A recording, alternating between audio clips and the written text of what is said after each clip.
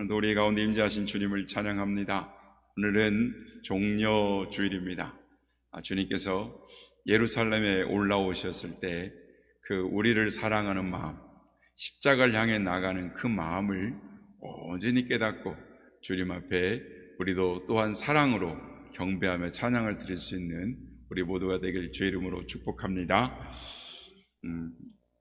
미국의 뉴욕 맨하탄에 살고 있는 한 신부님이 뉴욕의 이 야경을 보려고 나왔는데 으쓱한 골목을 길을 지나가는데 갑자기 강도가 탁 나타났습니다. 그래서 칼을 딱 들이대면서 몸에 지닌 거 다 내놔 이랬는데 그날따라 신부님이 급하게 나오느라고 옷도 갈아입고 나오고 지갑도 빼놓고 나오고 손목시계도 풀어놓고 나왔어요. 그러니까 강도가 몸을 뒤졌는데 아무것도 없는 거예요. 그러니까 이 황당해하는 강도를 신부가 보면서 그럼 이 주머니에는 이것밖에 없는데 이거라도 가지고 가시죠 하고 줬습니다. 그게 뭐였을까요? 신부가 피우던 담뱃갑이었습니다. 그랬더니 이 강도가 하는 말이 물끄러미 신부님을 쳐다보니 신부님은 사순절 기간에도 담배를 피우십니까? 저는 사순절 기간에 강도짓은 해도 술과 담배는 먹지 않습니다. 이러더라고요. 좀 욱적하는 이야기지만 이 사순절을 얼마만큼 경건하게 보내야 되는가 우리가 생각하는 게 되는 것입니다. 이제 오늘 우리가 사순절 지금 마지막 기간을 보내는데요. 한번 담배도 끊어 보시고요. 끊은 김에 완전히 끊으시는 우리 모두가 되시길 주의 이름으로 축복합니다. 지금 우리는 이 고난주간, 이 주님의 십자가의 고난의 의미를 되새기고 경건 생활에 임써야 할 이 40일, 그러니까 이제 부활절 전까지죠. 40일 사순절 절기를 보내고 있습니다. 오늘은 예수님께서 십자가를 지시기 전에 예루살렘에서 나귀를 타고 예루살렘 성으로 입성하실 때에 수많은 사람들이 호산나 다윗의 자손이여 우리를 구원하소서 하는 종려주일입니다. 그리고 또 금요일은 특별히 예수님께서 십자가의 죽으심을 기억하는 순환일 성금요일로 지킵니다. 그래서 이번 주 금요일은 예수님의 고난을 묵상하시면서 한 끼 이상 금식하시면서 고난을 묵상하고 또 그게 금식한 이 한 끼의 식사값으로 이웃을 돕는 일에 귀한 일에 쓰시는 우리 모두가 되기를 바랍니다. 오늘 본문은 이 갈보리 언덕 위에 세워진 세 개의 십자가의 모습을 보여주고 있습니다. 그 의미를 잠깐 생각하려고 하는 것입니다. 여러분, 갈보리는 뭐고 골고다는 뭘까요? 다 같은 말입니다. 이 갈보리는 라틴어고 골고다는 아람어로 둘 다 해골이라는 뜻을 가진 말입니다. 그러니까 해골이라는 이름이 붙여진 이유가 두 가지가 있는데, 첫째는 갈보리 언덕이 나무 하나도 없는 민둥산, 그러니까 언덕에 암석 있는 그런 민둥산인데 그 모습이 멀리서 보면 사람의 이 두개골 모습을 닮았다라고 해서 유래된 말이다라고 합니다. 둘째는 그곳에서 죄수들을 끌어다가 이 사형을 집행을 하는데 이 시체 처리가 제대로 되지 않아서 실제로 이게 고고학 발굴해 보면 거기에 이 해골 바가지들이 이렇게 있었다라는 거죠. 그러니까 본래 이 십자가의 향의 근본 취지는 흉악한 죄인의 몸이 땅에 닿아서는 안 된다. 저주를 받았기 때문에 땅에 닿아서는 안 되고 공중에서 그냥 죽어야 한다라고 해서 하는 형벌이었습니다. 무슨 말이냐면 죄인들이 나무에 매달려 죽자마자 하늘에 있는 독수리들이 새카맣게 몰려들어가지고 1시간도 되지 않아서 모든 걸 다 뜯어먹어버리고 해골 뼈다귀만 덩그랗게 남는 것이 사실은 십자가형의 이 취지였습니다. 그래서 이 그 언덕이 갈보리, 골고다, 해골이라는 이 흉측한 이름을 언덕이 갖게 된 것입니다. 예수님이 십자가에 달리신 시기는 6월절이었습니다. 이 전국에서 약 250만 명의 군중들이 예루살렘에 모입니다. 그래서 사람들로 인해서 발 디딜 곳이 없을 만큼 많이 모입니다. 그런데 예수님이 십자가에 달리시던 그 해의 6월절에는 평소 해보다 훨씬 더 많은 사람들이 몰려들었습니다. 예수님에 대한 온갖 소문이 퍼졌기 때문입니다. 그가 유대인의 왕이 되어서 이스라엘을 회복시킬 거다. 아니다. 그가 갈릴리에서 이 혁명을 일으켰다가 실패해가지고 처형을 당할 거다. 아니다. 죽기 직전에 권능을 발휘해가지고 빌라도를 쳐 죽이고 회복할 거다. 이런 말들이 무성했습니다. 그래서 모두 다 이 세 가지의 말에 궁금해하는 사람들이 있어서 그 해에는 예루살렘에서 엄청나게 모였습니다. 그래서 유대의 역사가 요세푸스의 기록에 의하면은 그 당시까지 예루살렘에 그렇게 군중들이 모인 적이 없었다 할 정도로, 그러니까 보통 한 250만인데 아마 한 200만 이상 더 모여서 엄청난 이 예루살렘이 이렇게 사람들이 모였다는 것이죠. 그래서 특별히 예수님 때문에 저 멀리 있는 외국에 있는 사람들까지 다 예루살렘으로 모여들었다는 것입니다. 왜요? 무슨 일이 어떻게 벌어질까? 기대감과 궁금해서 그 많은 사람들이 예루살렘에 모여 있었습니다. 이 세상에서 우리가 늘 경험하는 것은 승자의 주변에는 사람들이 많이 몰려 있다는 것입니다. 그런데 반대로 패자 주변에는 아무도 없습니다. 홀로 쓸쓸히 있는 것이죠. 불과 며칠 전에 예수님께서 나귀 새끼를 타고 예루살렘으로 입성하실 때 예루살렘의 사람들이 다 승리의 찬송을 불렀습니다. 다윗의 자손이여 호산나 구원하소서 이러면서 막 몰려들었어요. 승리의 상징인 종려나무 가지를 흔들면서 호산나를 외쳤습니다. 사람들이 예수님이 가는 길에다가 자신의 겉옷을 깔고 막 찬송을 했습니다. 왜일까요? 그들이 말한 내용에 속내가 나타납니다. 호산나 찬송하리로다 다윗의 이름으로 오시는 이여.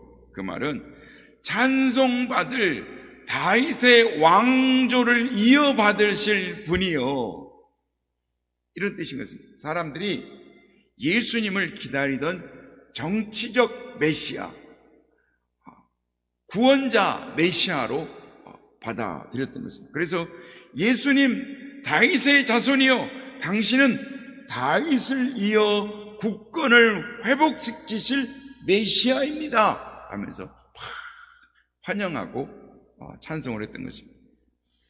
그런데 이게 뭡니까? 지금은 비참한 모습이 되어서 자신이 메어 달려야 할 십자가 형틀을 메고 힘겹게 갈보리로 올라가는 죽음의 행진을 하고 있으니 사람들이 실망해서 그 실망이 변해서 분노로 호산나 호산나 하던 그 외침이 이제는 분노로 변해가지고 죽여라 죽여라 라고 외치게 되었다라는 것입니다. 승리가 보였을 때는 그렇게 많은 사람들이 예수님을 따랐는데 패자가 되어 죽음의 길을 올라가는 예수님 뒤에는 구경꾼만이 있었습니다. 군중이 조롱과 야유를 퍼붓는 그 뒤에 예수님을 뒤를 따르는 구경꾼들이 따라갑니다. 로마 군인의 번쩍이는 갑옷 이 앞에 비참한 죄의 모습으로 골고다를 비틀거리며 올라가시는 것입니다. 원래 이 십자가는 여러 지역에서 사용된 이 사용법이었습니다. 예수님 당시에 로마에도 십자가형이 있었고 다른 나라도 있었습니다. 그래서 당시에 사형법은 두 가지였는데 하나는 참수형이고 하나는 십자가형이었습니다.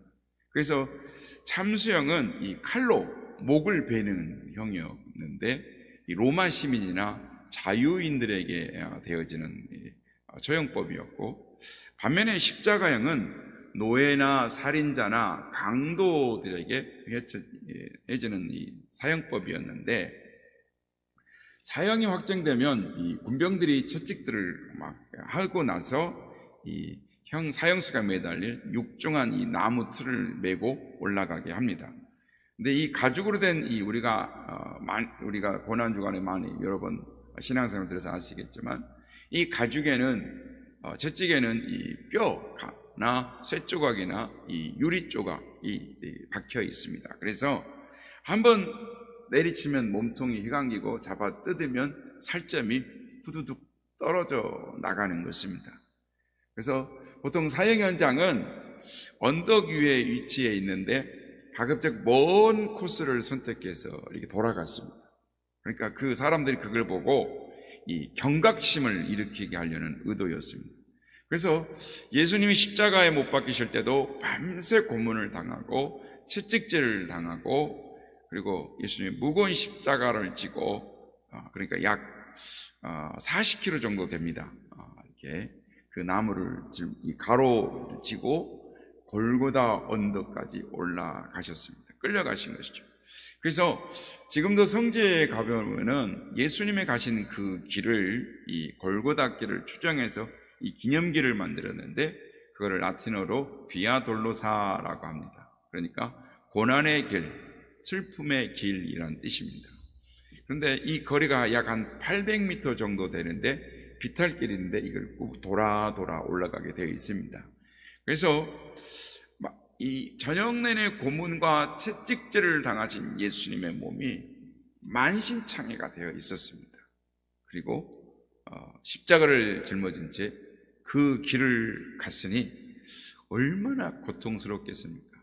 무려 14번을 길에서 쓰러지셨다라고 기록이 되어 있습니다. 채찍에 맞으셨기 때문에 기운이 없었기 때문입니다. 그리고 마침내 갈보리 언덕에 3개의 십자가가 우뚝 서게 됐습니다. 골고다 언덕에 3개의 십자가가 세워졌고 주님의 십자가가 가운데 세워졌습니다. 오늘 이 시간에는 3개의 십자가가 우리에게 주는 의미가 무엇인가를 살펴보므로 은혜를 받고자 하는 것입니다. 사복음서를 보면 예수님과 함께 십자가에 못 박힌 두 강도의 이야기가 나옵니다. 그런데 이름이 나와 있질 않죠. 그런데 외경인 도마 복음에 의하면은 왼편 강도는 끝까지 회개하지 않고 죽은 사람이고, 오른편 강도는 회개하고 구원받은 사람으로 이렇게 도마복음에 기록이 되어 있습니다. 그래서 도마복음에 의하면 왼편의 강도는 이름이 게스타이라고 하고, 우편의 강도는 데스마이라는 이름으로 전해진다라고 합니다. 그렇다면 이 3개의 십자가는 무슨 십자가일까요? 첫 번째 십자가는 왼쪽 강도가 진 십자가입니다. 저주의 십자가입니다. 이 십자가는 모든 죄인이 져야 할 십자가로 영원한 형벌을 상징을 합니다. 사망입니다. 인류 역사상 온갖 사형법이 있었지만 그중에 가장 잔인한 것이 십자가형무였어요. 역사상에 존재했던 여러 법들이 있었는데 교수형이라든지 총살형이라든지 가스형이라든지 참수형이라든지, 그리고 또 프랑스의 대혁명 때 했던 이 단두대형이 사람들이 보기에 가장 끔찍스러운 형이었다라고 말합니다. 그러니까 단두대는 프랑스어로 이 기요틴이라고 하는데, 당시에 입헌 의원이었던 기요탱 이름이 비슷합니다. 기요탱에 의해서 고통이 가장 적고 처형 시간도 가장 짧다라는 의미에서 이제 단두대형을 제안을 했고 단두대형이 됐는데, 우리도 이렇게 그림을 보신 적이 있을 겁니다만은 이 단두대에다 목을 걸쳐놓고 위에서 이 육중한 쇠 날이 탁 떨어지면은 목이 그 순간 덩그랑 떨어져 나가는 것입니다. 그냥 단칼에 두 동강을 내는 것이죠. 그걸 본 사람들은 아주 처참한 거죠. 이 그림만 봤지만 처형하는 것 더 심합니다. 목이 잘릴 때 막 피가 낭자하고 그런 여러 가지 모습들이 있습니다. 하여튼 처참한 인간이 만든 그런 처참한데, 반면에 십자가는 실컷 고문을 합니다. 그리고 산채로 십자가의 못을 박아 가능한 오래오래 피를 말려 죽이는 인류 역사상 가장 잔인한 사형법인 것입니다. 그래서 그 고통은 지옥의 애고편이다라고 할 수 있는 것입니다. 그러니까 이처럼 십자가는 저주의 상징인 것입니다. 구약 성경에 보면 이 십자가의 의미가 잘 나타나 있는데, 신명기 21장 22절에서 23절입니다. 사람이 만일 죽을 죄를 범함으로 내가 그를 죽여 나무 위에 달거든 그 시체를 나무에 밤새도록 두지 말고 그날에 장사하여 내 하나님께서 내게 기업으로 주시는 땅을 더럽히지 말라. 나무에 달린 자는 뭐라고요? 하나님께 저주를 받았음이니라. 저주의 상징입니다. 십자가는 최악의 저주의 형벌인 것입니다. 그렇습니다. 모든 인간은 죄인으로 당연히 십자가에 못 박혀 죽어야 합니다. 하나님은 사랑의 하나님이시지만 동시에 공의의 하나님이십니다. 그러므로 죄 지은 자는 그냥 두시지 않습니다. 반드시 죄값을 물어 처벌을 하시는 것입니다. 그게 십자가인 것입니다. 시편 7편 12절에 사람이 회개하지 아니하면 그가 그의 칼을 가시며 그의 활을 이미 당기어 예비하셨도다. 하나님이 칼을 갈고 활을 겨누고 계신다. 얼마나 이 살벌한 표현입니까?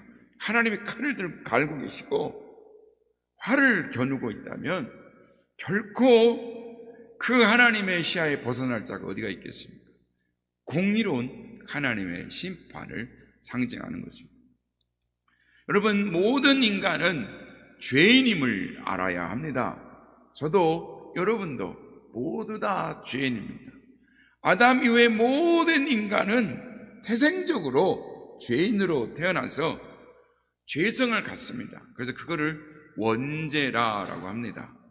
그리고 출생 후에 살아가면서 생각으로, 말로, 행동으로 지은 죄를 자범죄라고 합니다. 그런데 때때로 이제 우리가 전도하지 않습니까? 저도 이렇게 복음을 전하다 보면 당황할 때가 있습니다. 여러분 어떻게 전도하시는지 모르겠습니다만은, 우리는 성경에 뭐라 그럽니까? 우린 죄인이라고 그랬죠. 그래서 전도할 때 선생님은 당신은 죄인입니다 라고 말을 하면, 죄 있으시죠? 죄인이십니까? 그럼 뭐라 그러니까 대부분 아니요, 난 죄 아니에요. 내가 무슨 죄를 지어요? 이렇게 말을 하죠. 난 자기 죄 없답니다. 이럴 때 나 자신을 끌고 들어가는 것입니다. 저도 죄인입니다. 생각으로, 말로, 행동으로 저지른 죄가 많습니다. 세상에 살면서 일생에 단 한 번도 죄 짓지 않는 법이 어디가 있겠습니까? 그러면 대부분 그래요, 우리도 죄를 짓고 살죠, 죄인이죠, 이렇게 이렇게 인정을 하는데, 어떤 분은 무슨 소리냐고, 난 절대 죄인 지은 적이 없다고 그래서 빡빡 버티는 분이 가끔 있습니다. 그러면은 이 말씀을 들이대는 수밖에 없습니다. 야고보서 4장 17절 말씀입니다. 우리 한번 같이 한번 읽어보겠습니다. 시작. 그러므로 사람이 선을 행할 줄 알고도 행하지 아니하면 죄니라. 선을 행하고도 알고도 선을 행하지 아니하면 죄다. 이렇게 딱 갖다 대면 그때서야 그렇지. 그러면 그런다고 하면 내가 죄인이지, 이렇게 이제 인정을 하는 것입니다. 인간은 누구나 죄인이고 그 죄값을 치러야 하는 것입니다. 여기 왼쪽 강도가 매달린 십자가는 죄 때문에, 원죄 때문에, 자범죄 때문에 짓는 죄 때문에 심판당해서 지옥에서 끔찍스럽게 고통스러운 죄값을 치러야 할 인간의 상징을 드러내는 것입니다. 두 번째 십자가는 이 가운데 서 있는 예수님이 지신 십자가, 이 대속의 십자가입니다. 예수님이 이 강도들이나 예수님이나 겉으로 보면 십자가는 별 다른 것과 똑같이 보입니다. 그러나 예수님의 십자가는 그들과 전혀 다른 십자가였습니다. 회개한 강도가 이 사실을 깨닫고 다른 강도에게 이 말을 하는 것입니다. 오늘 보면 41절 하반절에 보면 이 사람이 행한 것, 즉 예수님이 행한 것은 옳지 않은 것이 없느니라. 회개한 강도가 옆에서 계속 예수님을 지켜봤어요. 십자가에 달린 걸 계속 지켜봤는데 그걸 보고 내린 결론이 예수님은 죄 없이 십자가를 졌다라는 거예요. 예수님이 오시기 이전 700년 전에 이사야 선지자가 십자가를 이렇게 예언했습니다. 이사야서 53장 5절에서 6절 우리 같이 한번 읽겠습니다. 시작. 그가 찔림은 우리의 허물 때문이요 그가 상함은 우리의 죄악 때문이라. 그가 징계를 받음으로 우리는 평화를 누리고 그가 채찍에 맞음으로 우리는 나음을 받았도다. 우리는 다 양 같아서 그릇 행하여 각기 제 길로 갔거늘 여호와께서는 우리 모두의 죄악을 그에게 담당시키셨도다. 예수님이 가시관에 머리를 찔리신 것은 내 허물 때문이고 십자가에서 짤이 찢기시고 고통당하신 것은 나의 죄 때문이고 채찍에 맞으신 것은 나의 모든 저주 때문. 예수님이 나 대신 십자가에 고통당하심으로 병이 낫고 저주가 떠나가고 하나님의 은혜가 나에게 임했다라는 말씀입니다. 하나님이 나의 모든 죄를 예수님께 담당케 하셔서 내 지은 모든 죄를 다 청산케 해 주셨다라는 것입니다. 한마디로 예수님의 십자가는 인간을 죄를 다 사하는 대속의 십자가였다라는 것입니다. 십자가를 지시는 순간 인류의 모든 죄를 대신 지셨기 때문에 가장 극악한 죄인의 입장이 되셔서 십자가를 지셔야만 했습니다. 그래서 영적인 고통, 하나님으로부터 버림받는 영적인 고통을 당하여야 하셨습니다. 그래서 십자가상에서 외치시기를 엘리 엘리 라마 사박다니 하나님이여 하나님이여 어찌하여 나를 버리시나이까. 하나님께 영원히 버림받아 지옥에 떨어지는 고통을 당하셨습니다. 십자가의 사형이 얼마나 끔찍한지를 이 근래의 의학, 즉 하타라라는 이 의사가 십자가가 육체에 미치는 영향이라는 논문에 이렇게 밝히고 있습니다. 십자가에 달린 육체는 무지무지한 고통을 가져온다. 못이 박힌 두 손은 신경이 가장 예민한 부분으로 움직일 때마다 엄청난 고통을 느낀다. 못자국이나 채찍에 맞은 자리는 곧 염증을 일으키고 피의 순환을 막는다. 이때 신체의 긴장은 죽음보다 더 견디기 어렵다라고 말합니다. 바로 예수님께서 이러한 고통을 당하셨습니다. 누구 때문입니까? 바로 여러분과 저를 위하여 예수님이 십자가를 담당하셨습니다. 죄값을 다 치르시고 우리를 구원해 주셨습니다. 1865년 아주 추운 겨울날 눈보라가 치는 날 한 여인이 영국의 사우스 웨일즈라는 곳에 언덕을 지나가고 있었습니다. 그는 이 남편이 없이 아기를 안고 그 눈보라가 치는 길을 가다가 길을 잃고 말았습니다. 그래서 추위에 견디다 못해 이 어머니는 죽었습니다. 눈보라가 그친 다음에 사람들이 이 여자가 앉아서 죽은 것을 발견하게 됩니다. 그런데 놀라운 것은 이 여자가 홀라 다 벗고 죽었다라는 것입니다. 자기가 안고 있는 아이를 살리려고 옷을 벗어서 자기가 입은 옷을 벗어서 그 아이를 감싼 것입니다. 그 아이를 그리고 자기 품에 안고 앉아서 얼어서 죽었던 것입니다. 어머니는 죽고 아이는 살아 있어서 이 아이를 데려다가 착한 사람이 키웠는데 이 아이가 커서 1916년 영국의 수상이 됩니다. 데이비드 로이드 조지라는 영국 수상의 이야기입니다. 그는 어렸을 때부터 그의 어머니가 자기를 위해 죽었다는 어머니의 이야기를 들으며 자랐습니다. 어머니가 나를 위해, 그를 위해 알몸으로 얼어 죽었다는 것을 들었습니다. 그 뜨거운 사랑에 감격하고 그 사랑을 되새기면서 어머니의 죽음을 헛되지 않게 하려고 노력한 결과 위대한 지도자가 된 것입니다. 한 사람의 죽음이 생명을 살린 것입니다. 여기 예수님의 십자가는 죄인으로 영원히 멸망할 수밖에 없는 나를 살리신 생명의 십자가입니다. 세 번째, 오른쪽 강도의 십자가가 있습니다.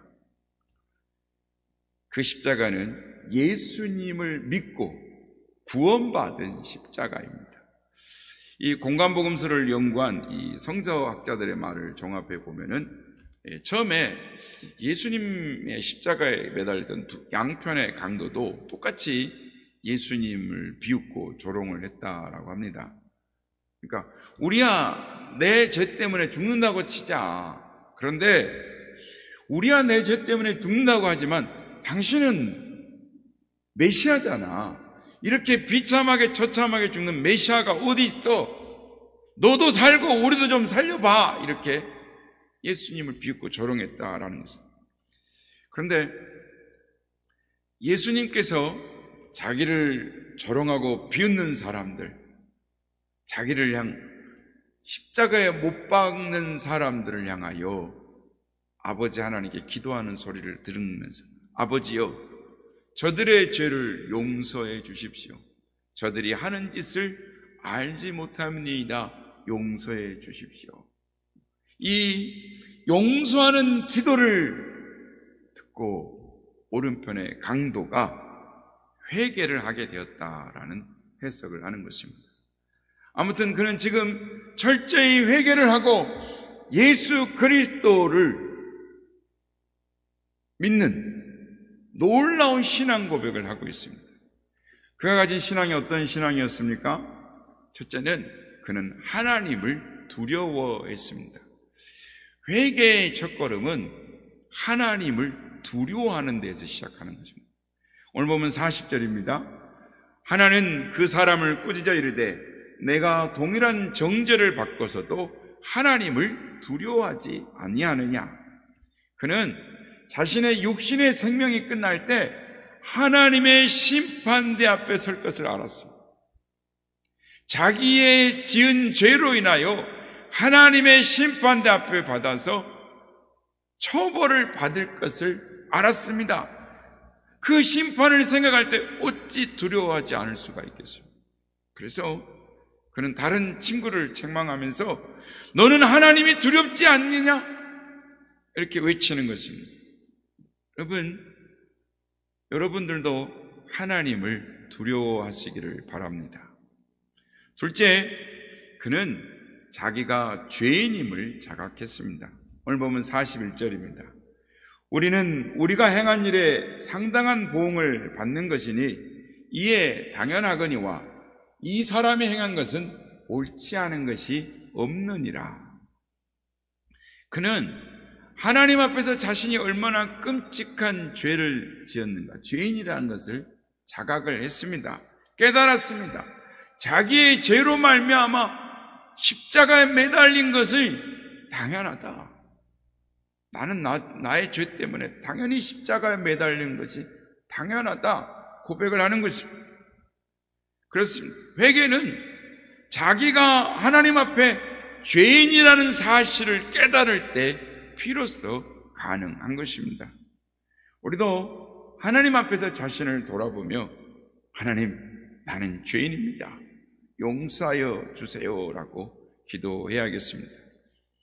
셋째로 그는 자신의 삶을 예수님께 온전히 맡겼습니다. 42절, 43절 말씀입니다. 우리 한번 같이 읽어보겠습니다. 시작. 이르되 예수여 당신의 나라에 임하실 때에 나를 기억하소서 하니 예수께서 이르시되 내가 진실로 내게 이르노니 오늘 내가 나와 함께 낙원에 있으리라 하시니라. 아멘. 그는 겸손하게 말합니다. 예수여 당신의 나라에 임할 때에 나를 불쌍히 여겨주세요. 나를 구원해 주세요. 그는 천국을 믿었고 예수님의 구원자 되심을 믿었습니다. 이때 예수님께서 뭐라고 하십니까? 오늘 내가 나와 함께 낙원에 있으리라. 이 내용을 설교가인 찰스 스펄전 목사님은 이렇게 이 장면을 이렇게 나름대로 해석을 했습니다. 강도의 이런 신앙을 기쁘시게 받으신 예수님에 의해서 강도는 예수님의 이 세상의 마지막 동반자가 되었고 천국에 들어간 최초의 동반자가 되었다. 오른편 강도는 예수님을 만난 그 짤막한 시간에 최선의 기회로 삼아 구원을 받았던 것입니다. 여러분, 구원은 행함으로 받는 것이 아닙니다. 인간은 아무리 선하게 살아도 죄를 지을 수밖에 없어서 하나님이 아무 죄 없이 세상에 보내신 내 모든 죄와 저주를 감당하셔서 십자가에 죽게 하신 예수님을 믿음으로만 구원을 받을 수 있습니다. 그래서 자기가 죄인임을 인정하고 나를 구원해 주세요 라고 요청하는 사람, 예수님의 보혈의 피와 구원의 은혜로 구원을 받게 되는 것입니다. 하나님의 심판을 두려워하고 자기의 죄인됨을 인정하고 예수님의 은혜를 구하며 어떤 죄인도 용서받고 구원을 받는 것입니다. 성도 여러분, 머지않아 우리가 천당에 올라가게 될 것입니다. 천국에 올라가게 될 것입니다. 그리고 수많은 사람들을 만나게, 낙원에서 만나게 될 것입니다. 그러면은 아이고 장로님도 오셨네요. 아이고 권사님도 오셨네요. 아이고 당신도 왔네. 아이고 반가워. 근데 아이 그 사람 근데 왜 안 왔지? 그 사람은 어째 아예 안 왔노? 이렇게 말을 하게 될 거랍니다. 그런데 여러분, 아이고 그 사람은 왜 못 왔지? 거기 가서 우리 부모, 형제, 자매들을 다 성도들을 만납니다. 그런데 만날 것 같았는데 만나지 못하는 사람들이 있습니다. 교회만 나왔지 예수님을 믿지 않은 사람들이 못 오는 것입니다. 교회만 나왔지 예수님을 믿지 않았기 때문에 헛수고인 것입니다. 여러분, 그날 내 부모, 내 형제, 내 사랑하는 사람이 천국에 못 올라왔으면 얼마나 고통스럽겠습니까? 내 형제, 내 부모, 내 자매가 지옥에 떨어진 것을 생각하면 얼마나 마음이 아프겠습니까? 얼마나 괴롭겠습니까? 내가 열심히 전도할 걸, 열심히 끌고 갈 걸 참 잘못했다 탄식하게 될 것 아니겠습니까? 그런 후회가 없도록 우리 모두 십자가를 지는 주님의 마음, 그 십자가를 지는 죽을 각오로 열심히 부모, 형제, 친척들을 주님께로 인도할 수 있는 우리가 되기를 바랍니다.